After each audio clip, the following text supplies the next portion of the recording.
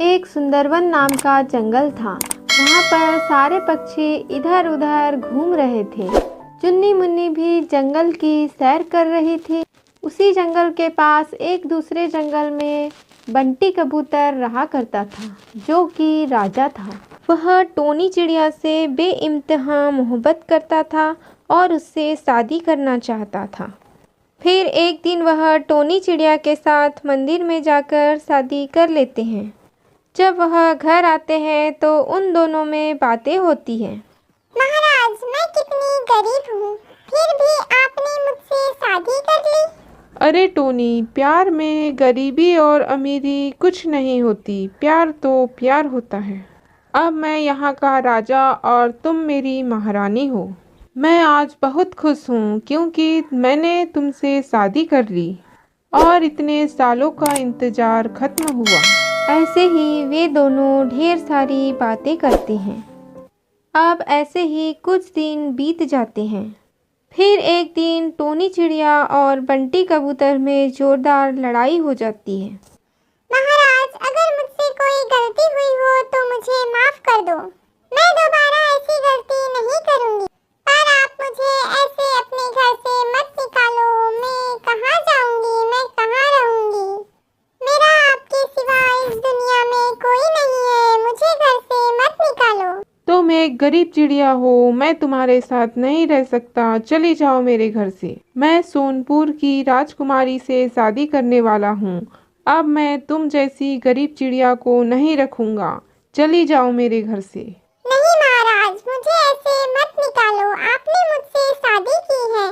अग्नि के समक्ष खड़े होकर हमने 7 फेरे लिए हैं। अरे मेरे लिए शादी वादी और ये 7 फेरे कोई मायने नहीं है। मुझे तो बस सोनपुर की महारानी से शादी करनी। वह महाराज बंटी कबूतर से खूब विनती करती है, खूब गिड़गिड़ाती है कि मुझे घर से मत निकालो, पर वह उसकी एक नहीं सुनता और धक्के मार के घर से बाहर कर देता है। अब रोती हुई चिड़िया अपने पुराने घर में आ जाती है। आखिर क्या गलती थी मेरी? बंटी ने मुझे घर से बाहर निकाल दिया। मैं कैसे रहूँगी? मैं क्या खाऊंगी? मुझे तो कुछ समझ में नहीं आ रहा है। तभी उसे उसकी माँ के द्वारा लगाया गया आम का पेड़ उसके घर के सामने दिखाई देता है। अरे वाह, इसमें तो कितने सारे आम फले हैं। क्यों ना मैं इसी को बेच कर अपना गुजारा करूंगी।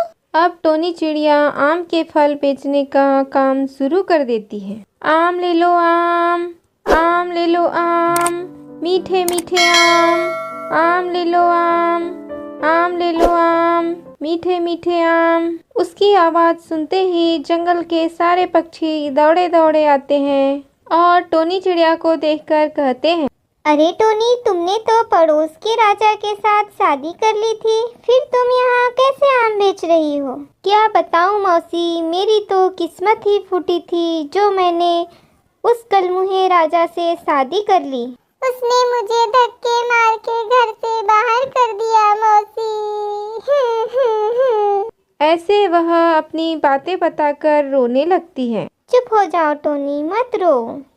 चलो अब हम सभी लोगों को मीठे मीठे आम दे दो।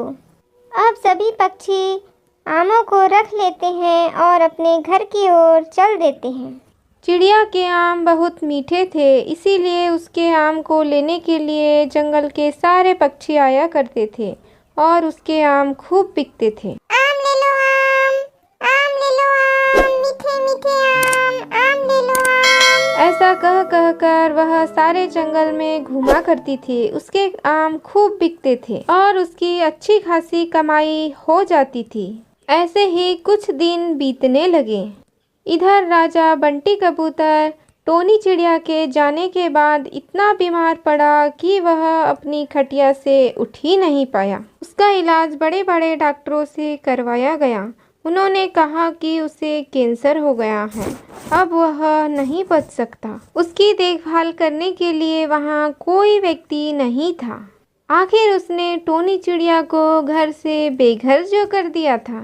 एक दिन उसकी मृत्यु हो जाती है। दोस्तों, बुरे काम का हमेशा बुरा नतीजा होता है, इसीलिए हमें करना चाहिए। दोस्तों, अगर आपको हमारी वीडियो पसंद आई हो तो वीडियो को लाइक और सब्सक्राइब ज़रूर करें ताकि इसी प्रकार का वीडियो हम आप तक भेज सकें। धन्यवाद।